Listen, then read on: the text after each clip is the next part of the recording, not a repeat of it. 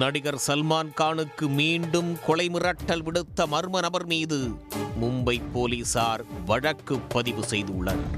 Gangster Lawrence பிஷ்னோயின் hit லிஸ்டில் உள்ள சல்மான் கானுக்கு வந்துள்ள புதிய மிரட்டல் யாருடையது?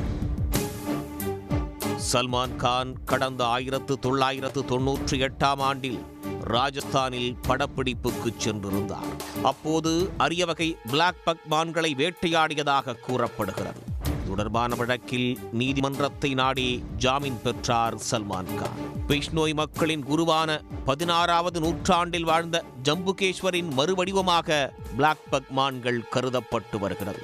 இந்நிலையில் பிஷ்னோய் சமூகத்தைச் சேர்ந்த லாரன்ஸ் பிஷ்னோய் கும்பல் சல்மான் கானை கொலை செய்வதற்கான முயற்சியில் தொடர்ந்து ஈடுபட்டு வருகிறது. பலமுறை வெளிப்படையாக கொலை மிரட்டலும் விடுத்தனர். இதனால் ஒன்றிய அரசு தரப்பில் சல்மான் கானுக்கு Y+ பாதுகாப்பு வழங்கப்பட்டுள்ளது.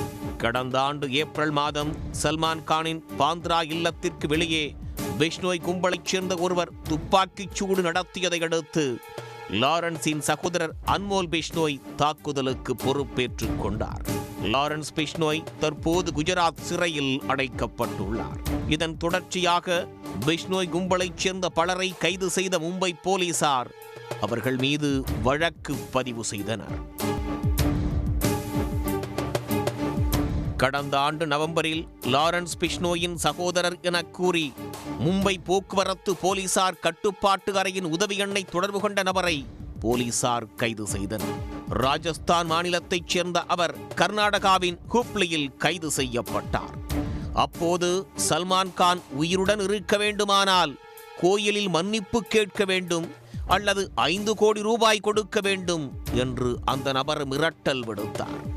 இந்த நிலையில் சல்மான் கானுக்கு கொலை மிரட்டல் விடுத்து ஒர்லியில் உள்ள போக்குவரத்து காவல்துறையின் வாட்ஸ்அப் எண்ணிற்கு ஞாயிற்றுக்கிழமை அதிகாலையில் தகவல் அனுப்பப்பட்டுள்ளது. அந்த கடிதத்தில் சல்மான் கானின் வீட்டிற்குள் நுழைந்து அவரை கொன்று விடுவதாக மிரட்டல் விடுக்கும் வகையில் அடையாளம் தெரியாத நபர் ஞாயிற்றுக்கிழமை காலை 6:30 மணியளவில் வாட்ஸ்அப் எண்ணிற்கு தகவல் அனுப்பியுள்ளார். இது மட்டுமின்றி சல்மான் கானின் காரில் வெடிகுண்டு வைத்து அதனை வெடிக்கச் செய்யப் போவதாகவும் அந்த நபர் மிரட்டல் விடுத்திருப்பதாக போலீசார் தெரிவித்துள்ளனர்.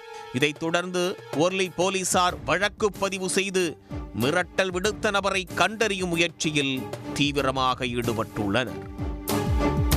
உடனுக்குடன் செய்திகளை தெரிந்து கொள்ள சன் நியூஸ் பெல் ஐகானை கிளிக் பண்ணுங்க.